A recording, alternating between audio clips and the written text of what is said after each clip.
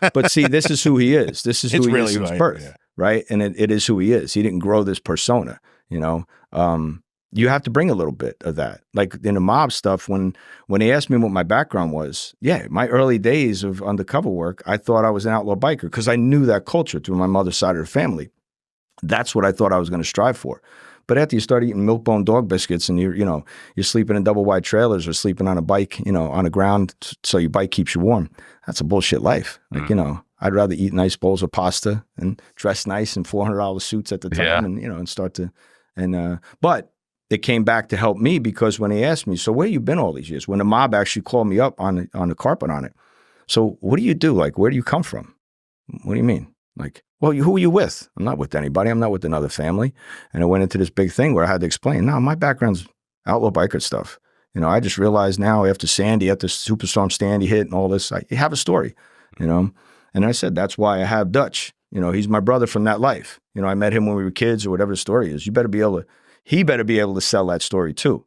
So you both kind of served as like secondary authentication. Like, Definitely. Yeah. Like helping each other with your back. What was the expected vetting as you came into a new assignment? Like, all right, I'm now working with the mob or I'm working with a cartel gang. This is how I know they're going to vet me. Well, and I've got to prep. That is, or do you know? Is it different? It's different. It is different. But I mean, if you think about everything that happens in the world right now, you need a social media platform. You can't just not exist. You can't be on why you don't have an Instagram. You don't have it's Facebook, more suspicious if you don't. Right. You need to have some depth to you. You know what I mean? And I mean, I've even been vetted out so far as like, go rent a car and bring me the paperwork.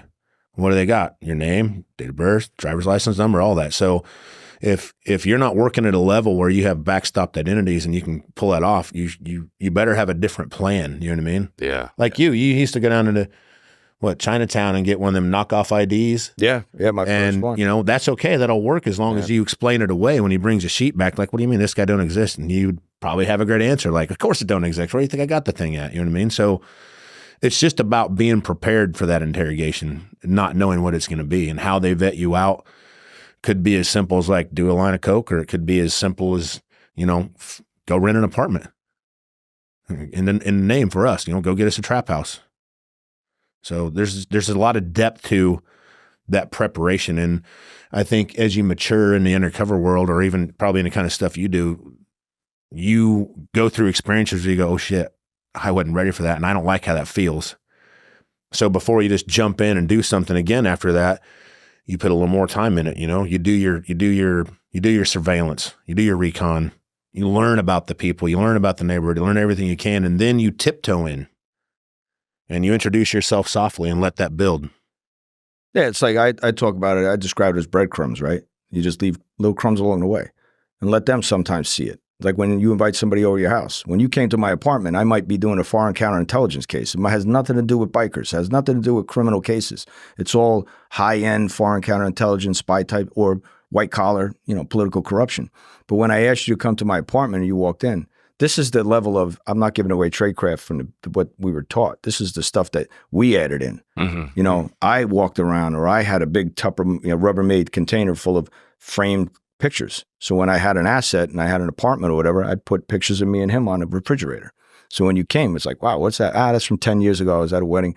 Well, who's the biker guy? It's a guy I used to run with. He's like family to me. And leave it at that. And those little things along the way let you know what I'm into, let you know, I let you see my life. And once you see that, they're in, they buy in. But you got to be real careful because along the way, I've been in situations where for 2 years we were infiltrating a place out in California, and the group one of the guys got out of federal lockup, and he came out and he was a heavy hitter. He was like a sergeant in arms kind of guy and a security for the boss, and it was agent organized crime, and he came out with the chip on his shoulder. And he came over to us and saw us yucking it up with his boss. And he saw like we were kind of like at the same level as him, being treated nice. And the boss was giving us everything we wanted. He came over and he made it known. He says, hey, guys, don't get too comfortable. It's a late night ahead of us. We're all going back to my house doing blow and banging prostitutes all night. What do you say to that? You're in their house. So you better be able to put this guy in his place, but yet not shit all over him. So there's a fine line. Shit could break bad real fast. Yeah. You got to know when to leave. Yeah, You got to know when to exit. And people used to ask me, like, are you afraid of dying? I was like, no, I'm afraid of failing. And it's not that I'm a tough guy and I'm not afraid of dying. Nobody wants to die, but you accept it. At some point, you accept it and you feel like, I say, well, I'm going to get a cool funeral. But you don't want to fail. You know what I mean? You don't want all these people that are watching you to be like, you're an idiot. Yeah. And you need an exit plan. You need to know, I did a skinhead case with some guns and a bunch of crazy stuff, and they were just too unpredictable. I mean, it was insane. My surveillance and security team couldn't keep up with us. They couldn't go where we were going. They couldn't do the things we were doing. They're just zipping around on bikes at 200 miles an hour or what? We were in a lowrider trucks, but we were going into like skinhead bars, like nobody walks in there, like none of that kind of stuff. And it became an environment where like, I'm being challenged at every single side, upside one, downside the other. I must have came in here too low. I didn't come in here high enough, which when we talk about our dynamic, that was the great thing is when I got stuck and I needed an exit strategy, I'm like, I don't know, let me just call Giovanni, see how much money we got. I'm supposed to be buying these guns from you guys. This shit's crazy. They're hitting me. I need a break. I just need a pause. Let me see it. Let me call Giovanni. And he'd know. Put him on speaker, and they've never been around a guy like him, so they shut up. You know what I mean? He was kind of like my escape plan. Give me a little bit of breathing room, just a little bit of time to process. Like, where am I going to go? What am I going to do? But there's never they always say there's never and never and never and always, right? Right. Was there any consistency within the culture? I mean, they all kind of have like a rank structure, right? It mirrors the police department in a lot of ways. A hierarchy, if you will, right? Yeah. What were the cultures like within those groups? Was there a lot of integrity, or were they all kind of stabbing each other? Did it Depends vary? on the it varied. Depending on the culture. Mm-hmm. I mean, I would expect if it's a family like the mob, there's a lot of integrity and a lot put into your word and loyalty to the family. But maybe a biker gang would be a little more wild and loose. I think. From the things I saw, the perspectives I saw, everyone preached, keep your mouth shut, don't say nothing, don't tell, no matter what. That's even bro cops, code. Even the cops. Yeah. Even the cops. Playground. Right. Even the cops don't snitch on each other, right? But guess what? At the end of the day, everybody will justify in their own mind, well, he ain't got a family. Why should I go? I mean, he's been doing more than I should. Someone will tell. Mm-hmm. So there's these certain members of all these societies and all these groups that are standby, hard ass, gonna ride it out, ride or die no matter what, and I respect it. But then there's these ones that are like, not me. Yeah. And every one of them has a weak link. Yeah. That's the truth. Yeah, turds get through the filter at every no matter high level you are. Yep. Yeah. The dev group, they've got their turds too. Yeah, absolutely. Without a doubt. And it's and you have to know the organization. You have to know, okay, what's my role here? Am I a guest in their house? Yeah. Because you better act as a guest. Unless they open the door and let you in and treat you as differently, but you're just a guest. What was your typical roles? I mean, you were mentioning like I came in too low. I got to be higher to have respect and to be able to move things and make shit happen, or maybe be a part of an operation that you may not be a part of if you came in right at the bottom. Like climbing through the ranks is tough. What role do you aim for when you're coming in that could be effective? For me, I always came in. I wanted to be somewhere like mid-level. But with a boss.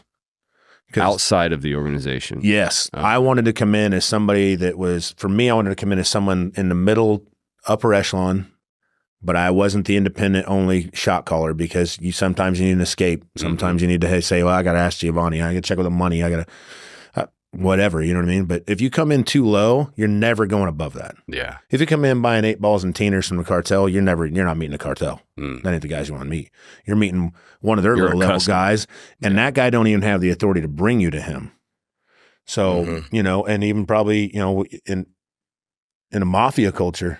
Yeah, it was tough. It depends. If I came in as a mid-level guy, if I was in a mob, I didn't tell anybody I was a mobster. Let them assume. I'm from New York. I wear all the hardware. I got the pinky ring. I got the accent. I'm not telling you I'm with the mob, but maybe you think I am.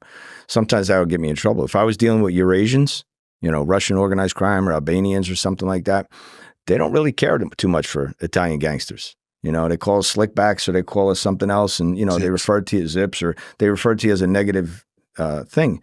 I've had guys legitimately, like I'm walking up to the diner and, you know, I'm sitting there with the source and he's like, oh, here he comes. Dude looks in the window and sees me, does an about face and fucking walks away. And he's like, I don't want to meet with that guy. I told you I don't want anything to do with those guys from New York. Nothing. So it's like now I have to ingratiate myself. So yeah, I might be a mid-level guy. Sometimes with the cartels, I was mid to upper. I was a shot caller so I can make the decisions, but you better make the right decision because especially with those guys, it's different. You know, they're your best friends today, but when they're out of money and bills are due or something, they're ripping you. You know, hey man, I like Dutch and Giovanni, and you know Zach's a great guy, but you know what? I gotta pay bills. I got a mortgage due. I got this. It's time to rob them. You know, and you never know when it's your day. You know? Did that sort of thing happen? Did you ever get robbed? Yeah, really. Ripped. Yeah. When you're negotiating for your life, it's not a good feeling. Or sometimes I put myself in a bad position where I said the wrong thing, trying to you know ingratiate myself for bona fides. And I got out of the car one time with a big beard and a hair, and I looked like a heroin addict, and I was buying off of a street gang. And you know, I figured I could drop some racial slurs, and they won't believe I'm a cop or something like that. And I told them what to do: go pound salt, and that did not end well for me.